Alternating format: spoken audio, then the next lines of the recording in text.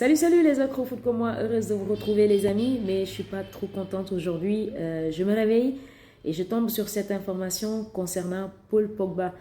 Le joueur, l'international français, a été suspendu pour 4 ans par l'agence italienne antidopage. Juste pour vous rappeler les faits, cela remonte en août 2023, l'été dernier. Paul avait été testé positif à la testostérone, une substance formellement interdite dans le football. Formellement interdite, et malheureusement il a été testé positif en cette substance lors d'un match en Serie A. Le verdict, depuis lors, c'est le feuilleton. Je peux dire que c'est la période la plus sombre de la carrière du joueur, et le verdict est tombé aujourd'hui. Il est suspendu pour 4 ans par l'agence italienne antidopage. Personnellement, pourquoi cela m'affecte? Parce que Paul fait partie de ce cercle restreint de joueurs que j'aime beaucoup, que j'admire beaucoup.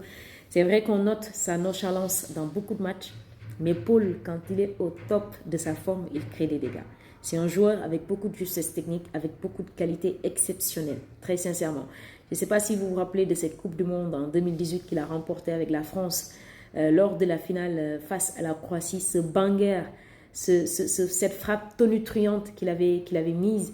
Je peux dire qu'il avait participé à la victoire finale pour la France.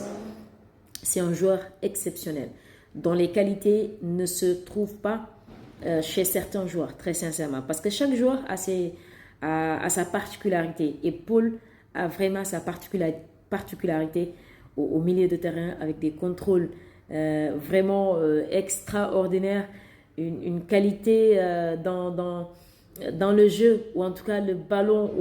Non mais Paul, il est extraordinaire. Moi, sa force de frappe, des fois, ça me dépasse. Peu de joueurs ont cette force de frappe dans leur pied, disons.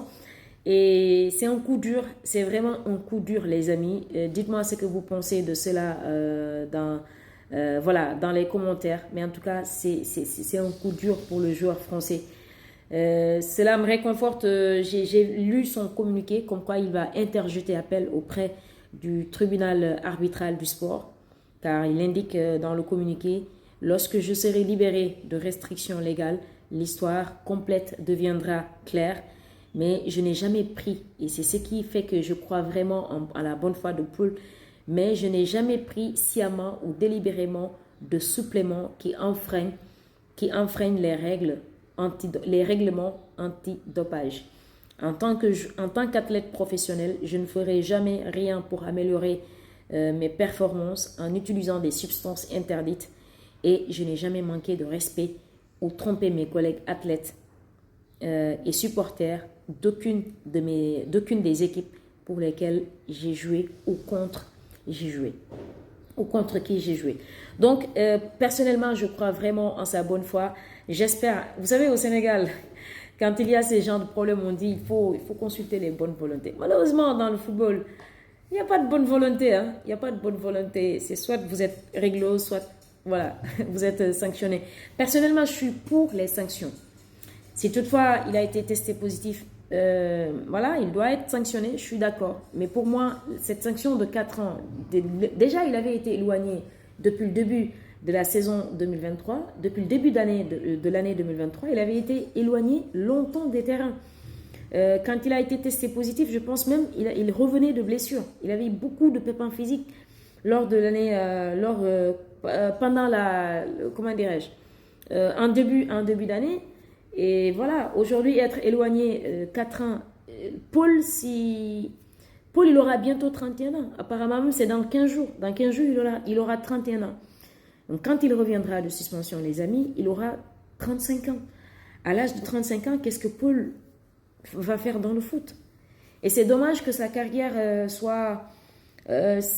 pour moi, voilà, si toutefois l'appel qu'il va interjeter auprès du TAS n'est pas favorable, c'est sûr que lorsqu'il va purger sa suspension, il reviendra démoli, carrément, anéanti. Il ne pourra plus rien faire dans le foot. Pour moi, c'est fini pour Paul.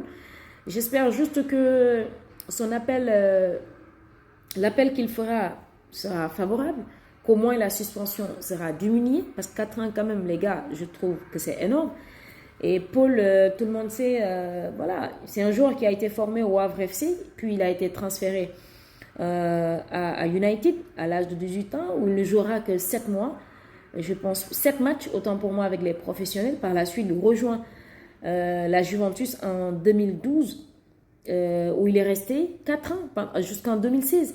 Et je me rappelle, ces 4 ans, Paul, il a été époustouflant, époustouflant. Il a fait vraiment 4 belles saisons avec la Juventus. Bon, c'est vrai que des fois, comme je vous l'ai dit, Paul, il est un peu nonchalant des fois. On ne peut pas comprendre comment dirais-je, ses méformes quelquefois. Après, il rejoint United, je pense bien en 2016. 2016-2017, il rejoint Manchester United. Il n'a pas été quand même, peut-être, il n'a pas répondu. Il n'a pas répondu ou il n'avait pas été au top de sa performance. Il n'a pas été bon avec United. Par la suite, il retourne en Juventus. Et depuis qu'il est retourné, je peux dire que sa carrière, c'est comme ça. C'est en dents de scie. C'est vraiment en dents de scie qu'il évolue. Et le malheur n'arrive jamais seul. Après ses pépins physiques, là, il est suspendu pour, voilà, pour être positif, avoir été testé positif à la testostérone. Mais en tout cas, c'est un coup dur. Personnellement, ça m'affecte beaucoup, comme je vous l'ai dit, parce que c'est un joueur que j'admire beaucoup, que j'aime beaucoup regarder jouer. Mais bon, espérons que son appel sera en sa faveur, que TAS va peut-être réduire sa suspension. En tout cas, c'est tout le malheur que je lui souhaite. Je vous retrouve plus tard les gars pour les matchs de cette soirée. Il y a des matchs qui se jouent aujourd'hui. Je vous retrouve donc en fin de soirée pour revenir sur certains détails ou sur les résultats des matchs. Big up!